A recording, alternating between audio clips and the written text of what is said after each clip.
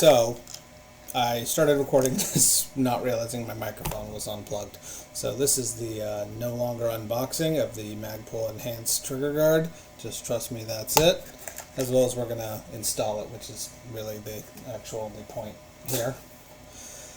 Alright, so for this, I'm going to be using Allen keys, roll pin starter, and a roll pin punch, any sort of brass hammer, thread lock, and just gun oil.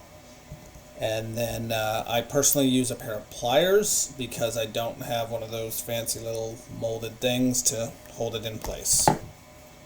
I mean, I have some basic ones like this, but that doesn't help for the trigger really.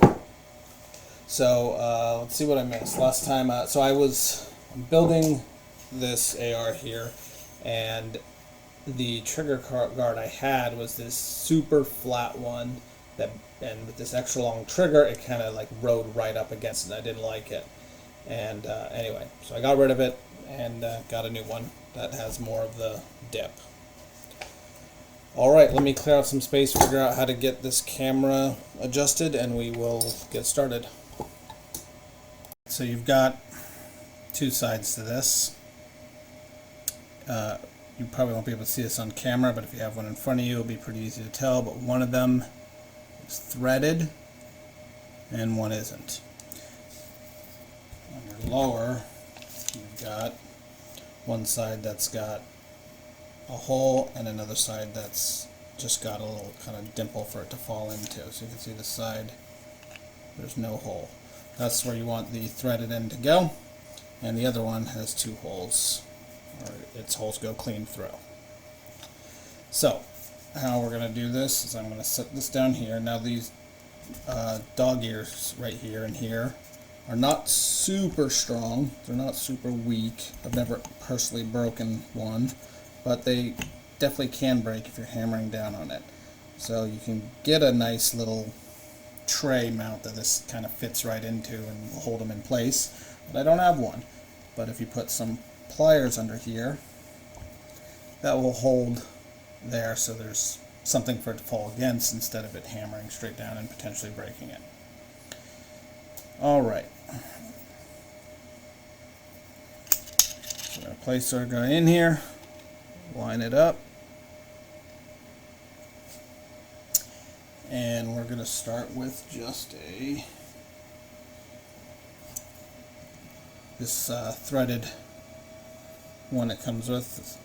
Fits on Allen key, and it's going to be tough, but I'm going to put just the smallest amount of thread locker on there. Stuff tends to come out fast.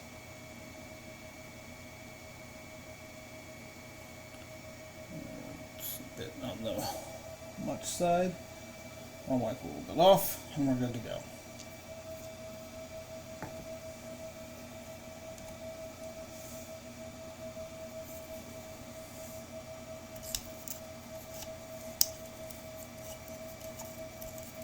So you just want to screw it all the way down. And when you get to that part where it's getting tight, try and keep the other end aligned with the holes so that you don't have to undo it to get it again there.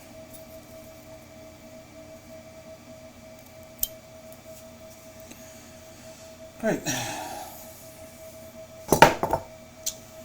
Now we're going to take our pin, a little bit of gun oil on it,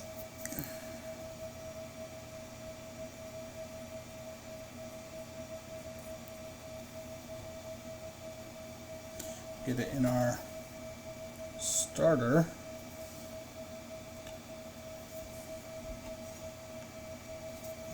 and I'm going to adjust these a little bit better so they're more right underneath it, and we're going to put that one in.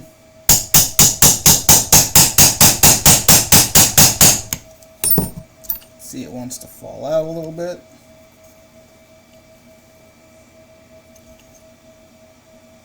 Yeah, okay.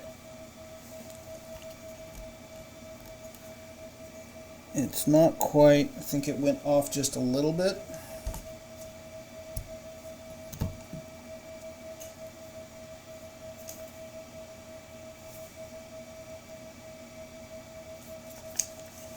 So we're gonna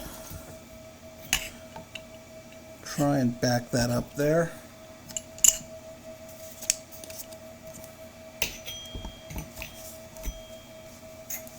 With a, just not a starter, but a regular roll pin punch.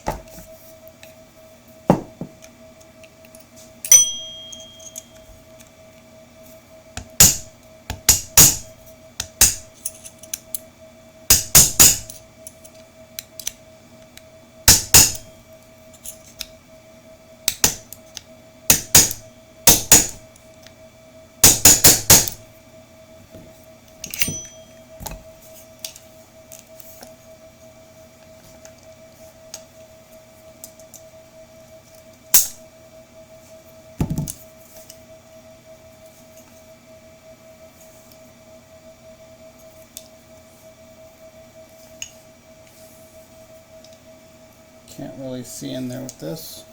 Alright, I'm going to grab something else and I'll be right back. Alright, so I was able to back it out just a little bit with one of my regular non-roll pin punches. Just enough to where I could slide that back in, so we can continue here. But the easier method is to just not do that. And do what I said instead of what I did, which was hold that trigger guard in place so it doesn't slide out. It doesn't fall out of where it needs to go. So, starter.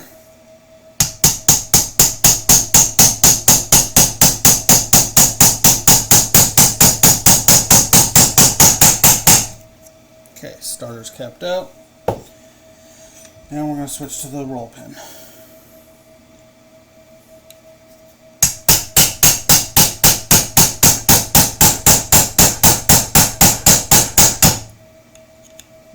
More. There we go. And that's all there is to it. And I could probably give it a little bit more room in there. It's not necessary, but it has some space on the other side. There we go. So there we go. We've got a nice trigger guard that gives me some room. The other one, like I said, was literally flush up against touching that, which I didn't like at all. And there we go. Next thing I'll probably be doing is setting up the... I have to swap out the standard front sight gas block with a low profile one, because these Romeo and Juliet sights, the front gas block just gets right in the way, and that's what you're looking at. Anyway, we'll do that video another time. Thanks for watching. Bye.